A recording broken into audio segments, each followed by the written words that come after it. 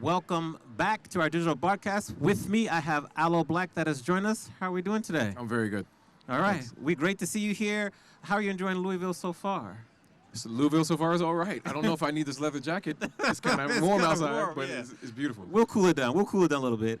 I know how you love icebreakers. So I'm going to share some icebreakers with you, and we'll kind of get to know you real quick and see what you think. So if you were thinking of a city in the world that best describes your personality, what city would that be and why? Whoa, best describes my personality. I'm Yes. gonna have to say, oh man, I was gonna say Sydney Okay, because tell that's us where I why. met my wife. All You've right. got a little bit of great city life. You have some great beach life. There's an opportunity to go into the suburbs and have a nice calm experience, and then not too far is the bush. They call it the bush, but like the forest, and Okay. so you get access to everything. It's kind of like LA, where you can be at the beach or be at the mountains within 2 hours. Yes, yes, I like that. Okay, next one. If you could eat one meal every day for the rest of your life, what meal would it be? And why? One meal for the rest of my life. Like something you love, you can eat Man. every day. Okay, wow. There's I love all kinds of different kinds of cuisine, but what's coming to mind right now is pad thai chicken. But if you ask me on a different day, it might be. If you ask me on a different day, it could be jerk chicken. Who knows? Okay, we like the jerk chicken and pad thai. Final piece of advice would be, or really, it's the icebreaker. What advice would you give 21-year-old Aloe Blacc? Ooh, advice for 21-year-old Aloe Blacc. Practice, practice, practice. You know, and it's at whatever I wanted to do back then. 21, I was making music, but I was also, just graduated from college, and I was a business consultant. So, Yeah. practice, practice, practice, study. Yes, and your major at USC, communications and media studies. I did communications. I did another degree in linguistic psychology, Linguistic an psychology. interdisciplinary major, and spent a summer in a neuroscience lab, and I had a good time. I was having fun studying, learning, and just being a student, really. I love it. How do you use your linguistic psychology education currently?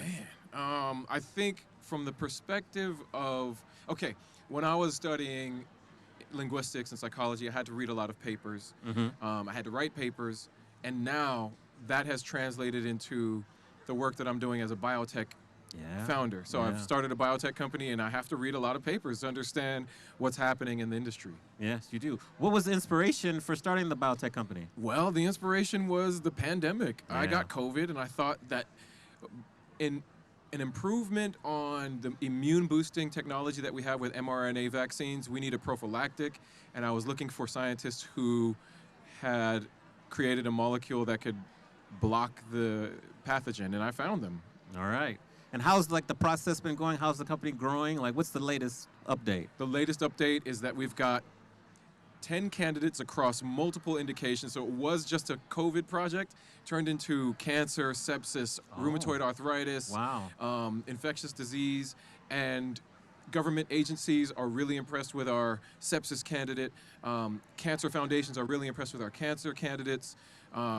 There's an opportunity for venture studios that are looking for platforms to work with us. It's going well. I love it. All right, congrats on that.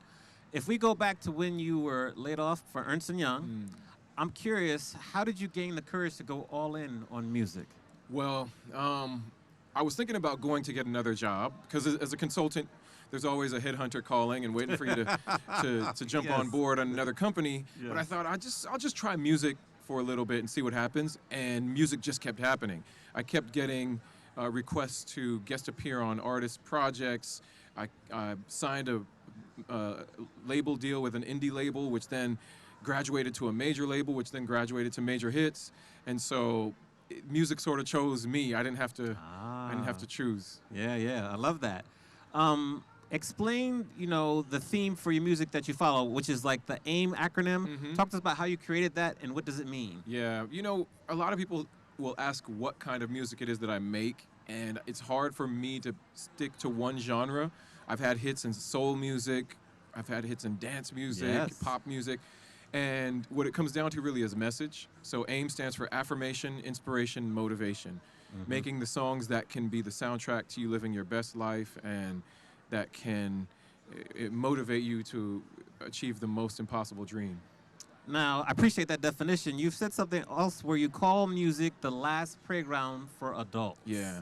Explain that, because that's very interesting to me. I like that. You know, I think about what we experience throughout our lives, and when we're kids, we can go to the sandbox and play with other kids. There's a swing set and jungle gym, and as you get older as an adult, there are fewer and farther between those opportunities to have that kind of fun.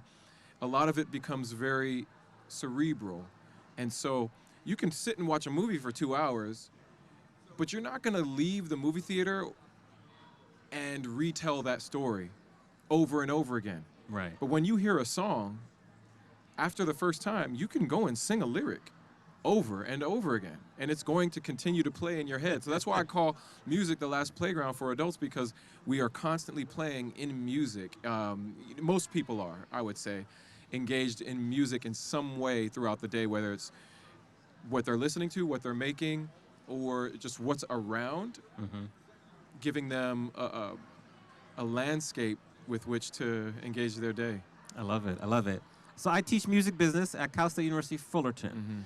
What advice would you give new artists who are entering into the music business currently, based on everything you've learned and kind of the current state of the music industry? Oh, I would say focus on the fun. If you focus on the fun, because that's really what we're selling here, focus on the fun and the customers will come. And if they don't come, at least you had fun. Yes. That's honestly, you know, it's not an easy business, not for the faint of heart. And if you're looking at it as a business, you're probably going to miss all of the joy that brought you to it. Yeah, yeah.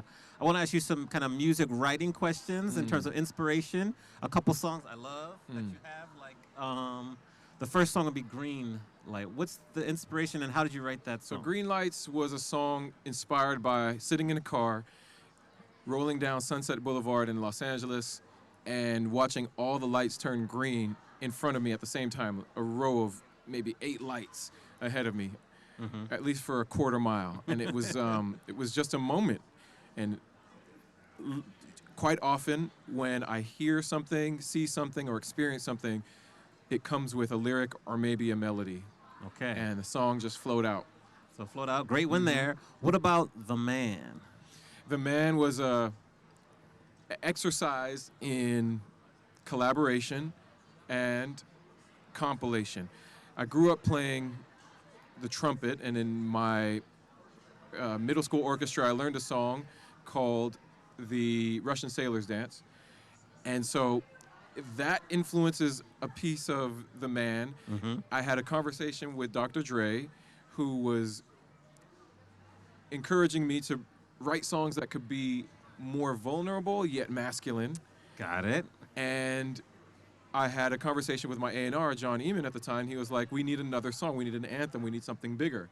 And so the confluence of all of these elements really led to it. Plus, I had always wanted to sample Elton John's Your Song, and he had a lyric in there that said, you can tell everybody. Okay. And I wanted to sample that, but what am I going to tell him? You can tell everybody what? Right. The sky is blue? No, I tell him I'm the man. The Man. I love it. I love it. Who are some of your dream collaborators that you really want to work with next that you would mention, like a top 3? Oh, wow. Next, I would like to work with Adele. Would be an awesome artist to collaborate with. Yes. I'm a big fan of my friend John Batiste. We've done one song together. I want to collaborate with him again. Okay. And you know, Stevie Wonder's still out there. He just got his Ghanaian citizenship, so I know he's still mobile. Yes. I'm happy to work with Stevie. That would be great. Oh, that'd be amazing. Great collabos there. Awesome. What is it about MPI and WC? Like, why are you excited to be here and you really like to engage in live events? So why MPI and why is live events so important to you? MPI is an opportunity for me to share the joy of my music with the folks who put together the best events in the country. And so I want to be able to show them what I do, so that maybe they'll be willing to bring me to the events and I can share with their audiences. Yeah. There's no maybes about it. There's no maybes about it. I have confidence in you, for sure. I think final question would just be, as you've gone through your career, and you've gone through several careers, like you're a CEO of a company, award-winning musician, you worked in consulting, what would maybe be the 3 biggest lessons you learned about life as you went through your career? Wow. I think the biggest lessons, you say 3 biggest lessons? Yeah. One lesson is to have fun through the process. Mm-hmm. The second lesson is don't try to do it all alone. Mm. And I'd say the third lesson is it doesn't matter. Okay, so what do you mean by that? Then I want to follow up on the second lesson. You know, when I say it doesn't matter, it's like if we're lucky, we get a good 70, 80 years on this planet. And ultimately, what you're trying to do in your career is important because hopefully you're offering something to the community and to your industry. But more important than your career is the family, the friends. And so recognize those important pieces. Have your priorities set, because you can't take it with you. Yeah. And then not going about it alone. How did you learn that lesson, and why is that so important? I started in the music business collaborating. I've tried to do a lot of music on my own. It's never as good as when I collaborate. Yeah. And so I recognize the importance of having really smart people, really talented people who are at the top of their craft. I consider the top of my craft songwriting, lyricism, and so I focus really, really heavily on the lyrics. There are some people who are way better than me at melody. There are people who are definitely better than me at playing instruments and producing. So I sweat the details when it comes to the lyrics. Got it. And so I'd rather someone else be sweating the details for the other parts that I don't necessarily feel I'm 100% strong at. Okay. You're performing tonight. What do we have to look forward to? Well, tonight, what you have to look forward to are hit songs that I imagine most people will know. Right. Maybe a couple songs that people don't know, but stories that I love to tell, because I think engaging with the audience with something that's novel, yet a story that feels approachable and familiar is important. And, a few cover songs that everybody knows for sure that will make them feel like they're a kid again. I love it. Well, we thank you for taking some time. I know you're busy. Thank you for taking the time to appear on MPI WCTV. We can't wait for tonight, and it's just a pleasure. And thank you for being here with us. Thank you. All right. Appreciate We'll it. be right back in 1 minute with Steve O'Malley. Thanks again to Aloe Blacc for stopping by.